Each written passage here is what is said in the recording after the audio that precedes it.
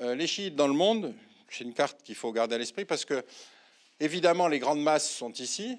Hein, donc les pays dans lesquels aujourd'hui vous avez cette guerre persistante, évidemment en Turquie aussi vous avez les Alaouites qui sont maltraités, mais vous en avez un peu partout, hein, c'est-à-dire vous en avez aussi en Inde, vous en avez aussi au Nigeria, etc. Et donc ce ferment de guerre religieuse, c'est un ferment qui vous dépasse largement les frontières, c'est pas cantonné à certaines régions. Alors, troisième guerre, c'est tout le monde contre tout le monde et surtout tous contre Assad ou Assad contre tous. Enfin, vous le prenez dans l'ordre que vous voulez. De toute façon, je vais vous en donner un exemple à travers la carte de la Syrie aujourd'hui. C'est-à-dire que vous avez à peu près tous les belligérants qui se battent contre tous les autres. Bon, j'aurais pu vous prendre le Yémen, parce que le Yémen, c'est à peu près pareil. Au Yémen, vous avez les Saoudiens avec Al-Qaïda dans la péninsule islamique qui se battent contre les chiites, et les chiites qui se battent contre les deux autres. L'Arabie saoudite qui est censée se battre contre Al-Qaïda, mais en même temps contre les Houthis. Donc ça ressemble à des films de Groucho-Marx, si vous voulez, où tout le monde se bat contre tout le monde. Et là, en Syrie, c'est ce qu'on a, c'est-à-dire on a aujourd'hui une carte dans laquelle vous avez des loyalistes qui sont pour l'essentiel des gens qui soutiennent Assad, qui sont sur la zone littorale, adossés au Liban, avec l'appui du Hezbollah. Vous avez évidemment l'État islamique. Il ne faut pas se laisser impressionner par l'étendue des cartes, hein, parce que ce sont des zones de désert hein, pour l'essentiel. Mais disons, la Syrie utile, c'est la Syrie des fleuves. Donc là, vous avez une grosse emprise d'Al-Qaïda, de Daesh, qui correspond encore une fois à des zones sunnites. Vous avez ici ce morceau du Kurdistan, qui, rappelez-vous, fait partie de cette grande carte des Kurdes, qui pour l'essentiel s'est battu contre Daesh. Et là, vous avez la ville de Kobané, qui est cette ville qui a longtemps résisté à l'offensive de Daesh, pour lesquelles les Turcs ne voulaient pas les aider. Ils ont autorisé les Kurdes venus d'Irak à venir se battre ici, mais ils ne voulaient pas laisser les Kurdes du PKK se battre pour défendre Kobané. Donc, si vous voulez, la guerre des Turcs contre les Kurdes est une variable importante dans cette lutte contre Daesh, parce qu'encore une fois, on ne sait jamais qui massacre qui. Et puis alors au milieu de tout ça, vous avez une armée syrienne libre qui est censée être l'armée démocratique du système, mais qui militairement ne représente pas grand-chose. Et puis on a été très déçus par les formes d'aide qu'on a données à l'armée syrienne libre, parce que beaucoup des armes qui ont été distribuées se sont ensuite retrouvées dans les maquis islamistes. Bon. Donc on a quelque chose qui est une guerre effectivement. Alors, quatrième guerre, c'est les chevaliers blancs occidentaux qui sont arrivés au milieu de tout ça. Pour venir quoi, je sais pas, pour venir rétablir l'ordre, la paix, la sécurité et les grands principes humains. Sur un site salafiste, il y a un type qui disait 1000 morts à Gaza, on fait rien, 4 occidentaux égorgés, on envoie l'armée. C'est difficile de répondre à un argumentaire comme celui-là parce que c'est vrai. C'est-à-dire que les raisons pour lesquelles les occidentaux sont intervenus, c'est en partie cette forme de provocation qui est technique, si vous voulez, qui est typique de l'attentat terroriste, c'est-à-dire on fait une provocation qui est censée provoquer une répression, la répression provoquant la mobilisation des gens qui sont visés par la répression, puis ensuite on fait d'attentats terroristes, etc., etc. Donc c'est dans cette guerre de crispation qui va faire que des dirigeants occidentaux se disent ça ne peut pas se passer comme ça, et donc en particulier les décapitations postées sur Internet, si vous voulez, ont provoqué un émoi de la population française ou de la population américaine, à l'égard de laquelle les dirigeants se sont dit on ne peut pas laisser faire, il faut qu'on fasse. Mais la force d'un homme politique, c'est aussi de dire c'est triste, mais on ne doit pas faire. Prenez le cas, par exemple, des kidnappings. Quand vous avez des étrangers, des occidentaux qui sont enlevés et kidnappés, si vous négociez, vous entretenez l'industrie de l'enlèvement. Si vous ne négociez pas, le type va mourir, mais vous savez que vous protégez le reste de votre population. Et allez expliquer ça à un homme politique d'un régime démocratique. On aura toujours l'explication ou l'accusation en disant il fallait négocier, il faut protéger un citoyen français, etc. Ce qui peut se comprendre, mais en même temps, vous pouvez comprendre la position politique qui est insupportable, consistant à dire je ne peux pas le défendre, parce que si je le défends lui, ou si je paye la rançon, j'alimente de futurs enlèvements. Au Sahel, à un moment, j'avais fait le calcul des montants réclamés pour des Occidentaux qui avaient été enlevés. Et si on additionnait tous les montants qui étaient demandés, on arrivait à peu près à la moitié du budget de l'armée malienne. Donc c'est véritablement une industrie de l'enlèvement. C'est pour ça que ça va au-delà, si vous voulez, des cas individuels. Alors, dans cet arrière-fond où les Occidentaux considèrent qu'ils sont là pour apporter le bien, le bon et la justice, la mémoire collective des pays de la région n'est pas du tout celle-là.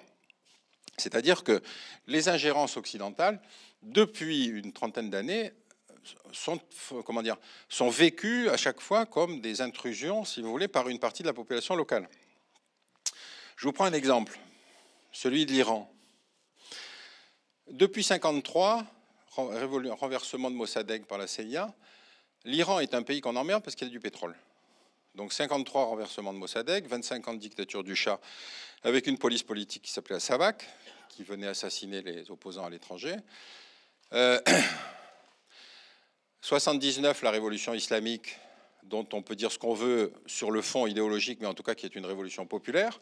Et donc, cette révolution de 79 est une révolution anti-impérialiste. D'où, vous vous souvenez, Foucault qui voyait dans les rues de Téhéran une espèce de nouvelle vague de révolution anti-impérialiste, etc. Il a été un peu flou sur la caractéristique du régime, mais en tout cas, c'est vrai que c'était une révolution anti-impérialiste. Et puis, dès la révolution, pratiquement, vous avez l'attaque irakienne contre l'Iran révolutionnaire, attaque dans laquelle la communauté internationale va soutenir l'agresseur contre l'agressé. C'est-à-dire que c'est la première fois dans l'ordre international, où, au lieu de mettre sous embargo les deux, on met sous embargo le pays agressé. Et puis vous connaissez l'attitude de la France qui va aller jusqu'à fournir toutes les armes exigées par l'Irak pour essayer de gagner cette guerre. Alors le problème, quand vous alimentez en armes un des deux belligérants, c'est si jamais il perd la guerre, vous perdez tout votre argent, parce qu'en général, il n'a pas de moyen de vous payer, puisque la guerre, ça coûte cher. Et donc, il y a une espèce de cercle vicieux qui fait que plus vous fournissez des armes à un pays qui est en guerre, plus vous êtes obligé de lui en fournir pour qu'il gagne, parce que s'il perd, vous perdez aussi.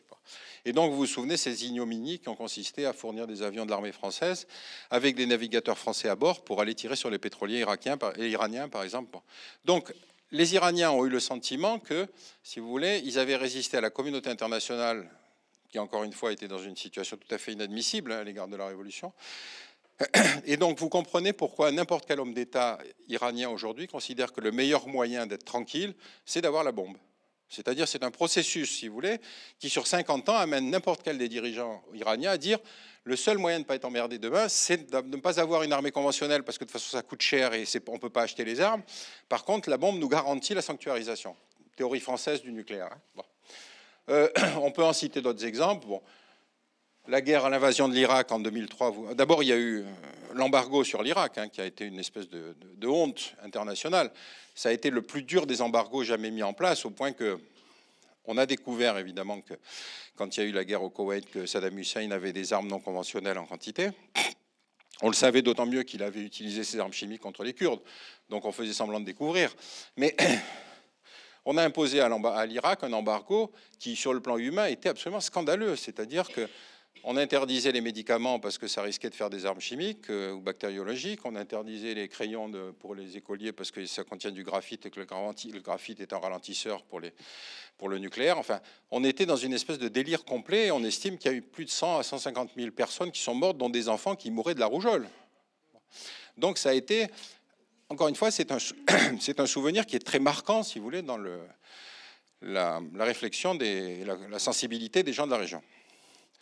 2003, c'est la guerre en Irak, qui est quand même une des guerres les plus injustes et les plus illégitimes qu'on puisse imaginer. Alors la stratégie américaine est très intéressante parce que comme ils ont la supériorité militaire, si vous voulez, ils cassent tout chez l'adversaire, c'est-à-dire les infrastructures, les postes de commandement, les unités blindées, etc. Et puis à ce moment-là, l'autre demande la paix. Donc les Irakiens étaient dans cette situation formidable où ils n'avaient plus ni l'eau, ni l'électricité, ni la police, ni l'armée, ni l'air conditionné, rien du tout, mais ils devaient être contents parce qu'ils avaient la démocratie. Donc vous voyez le décalage entre l'objectif politique et les moyens militaires. Bon, je ne vous cite que quelques exemples, mais qui, encore une fois, sont des éléments constitutifs de l'identité de la région. C'est-à-dire qu'il n'y a qu'ici qu'on puisse raconter qu'on est là-bas pour aller soutenir le bien, etc., etc. C'est exactement le contraire. Notre légitimité politique, elle ne s'affirme que d'ici, puisque, comme vous le savez, la Terre est plate et qu'on en est le centre, et donc que de toute façon, les autres n'ont qu'à écouter ce qu'on leur raconte. Bon, la guerre du Yémen, ça a été pareil. L'invasion de Suez en 1956. Rappelez-vous qu'on avait considéré que Nasser, parce qu'il était nationaliste arabe, était un communiste. Donc en termes d'erreur stratégique, c'est fantastique ce qu'on a pu faire dans cette région. Alors aujourd'hui, donc, vous avez cette carte d'une extrême simplicité, c'est-à-dire tout le monde se bat contre tout le monde. Les Turcs, vous savez, abattent les avions russes. Les Russes tapent sur l'armée syrienne libre. Les Occidentaux ne font jamais de victimes collatérales, c'est bien connu. Une bombe de 250 kilos sur une maison, ça ne tue que les terroristes. Le Hezbollah va aider le régime de Assad en partant du Liban, etc., etc. Au milieu de tout ça, vous avez donc une situation que nous vivons, nous, Européens, c'est donc la multiplicité de ces crises de la région, c'est un afflux de réfugiés afghans, puis ensuite de réfugiés irakiens, puis ensuite de réfugiés syriens, demain de réfugiés yéménites, puisque les Saoudiens bombardent à tort et à travers. Mais comme ils ont pris la présidence de la Commission consultative des droits de l'homme, il n'y aura pas de condamnation de l'Arabie saoudite à l'ONU. Donc, pourquoi je vous dis ça? Parce que nous avons signé les grandes conventions sur les réfugiés. C'est-à-dire, les caractéristiques de ces grandes conventions, c'est que vous ne pouvez pas refuser des réfugiés en fonction de leur religion, de leur ethnie, de tout ce que vous voulez, donc vous les acceptez. Donc 1 million de réfugiés en Europe en 2015. Les pays du Golfe n'ont pas signé les conventions sur les réfugiés. Pourquoi? Parce que ça leur permet de sélectionner. Donc les Saoudiens n'ont accueilli que des sunnites, par exemple.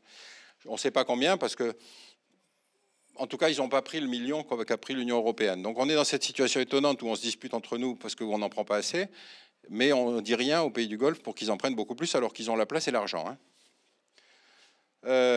Donc cette guerre est absolument fantastique parce qu'effectivement, il vaut mieux bien se renseigner, c'est ce que je dis dans le bouquin, pour des jeunes candidats au départ, c'est qu'ils se renseignent bien avant de partir parce que sinon ils risquent de se retrouver opposés à leurs camarades de banlieue, si vous voulez, qui se seraient trompés dans l'adresse, qui seraient allés battre avec Al-Nosra contre Daesh, etc. Alors, donc ici vous avez la structure, attendez, je ne sais pas si c'est passé, ah non c'est la suivante. Donc là vous avez la structure des étrangers combattants aujourd'hui dans les rangs de Daesh.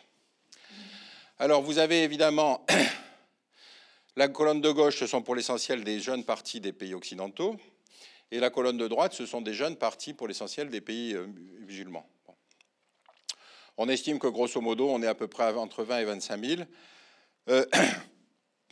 On compare des quantités qui ne sont pas comparables, c'est-à-dire la France est censée avoir fourni le plus gros contingent de départ en Syrie, mais ce qui est faux si vous la rapportez à l'importance de la communauté musulmane en France. Par contre, en Belgique, où la communauté est moins forte, vous avez plus de départs proportionnellement. Alors, ce qui est intéressant dans ces flux de départ, c'est que les pays à structure communautariste, comme la Grande-Bretagne et la Belgique, ont fourni plus que des pays à structure laïque, comme la France. C'est-à-dire là où on pensait que le communautarisme organisé, si vous voulez, protéger contre ces dérives, on constate que c'est exactement le contraire. C'est le cas de Molenbeek, si vous voulez, en Belgique. Quand les types vivent entre eux, qu'ils ont réussi à ghettoiser complètement la communauté, à ce moment-là, vous avez quelque chose dans lequel le vivier, si vous voulez, se réalimente, les départs sont organisés, etc., etc., la logistique est organisée, etc.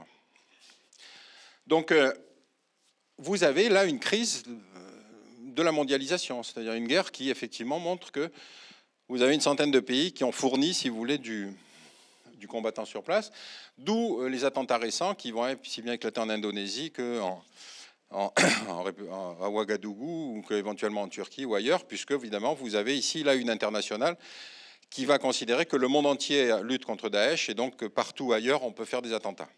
Donc il y a un lien mécanique, si vous voulez, entre l'intervention sur place et l'attentat terroriste ici.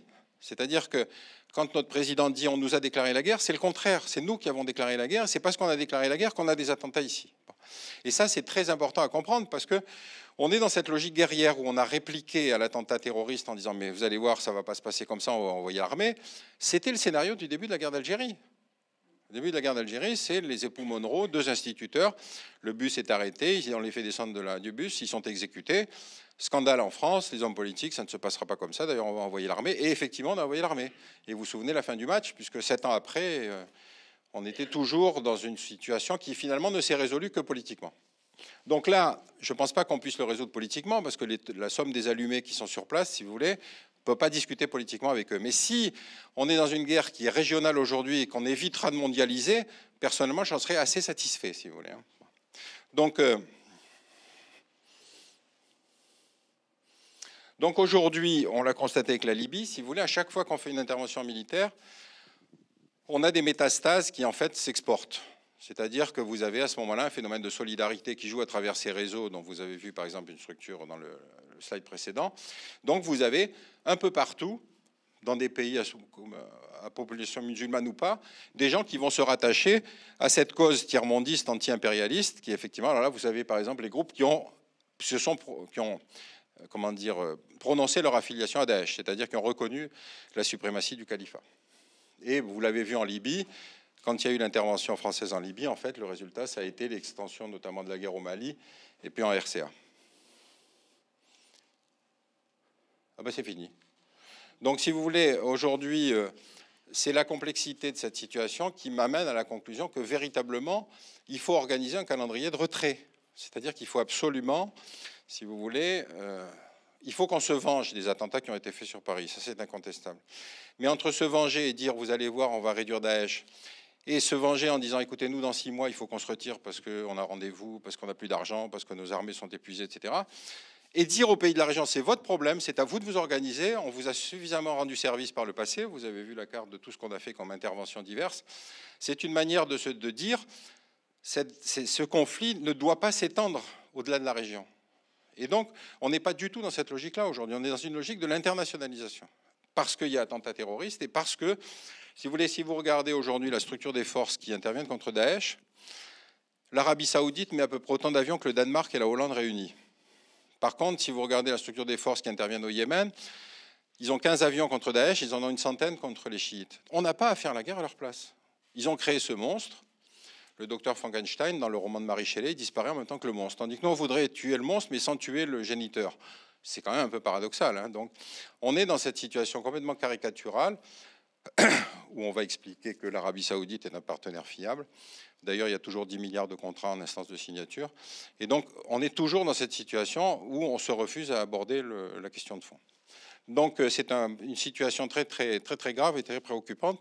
Et j'ai peur, si vous voulez, que les hommes politiques ne fassent une campagne électorale pour expliquer que si eux, ils étaient au pouvoir, ils seraient encore plus que leurs prédécesseurs pour faire un peu plus la guerre encore. Voilà.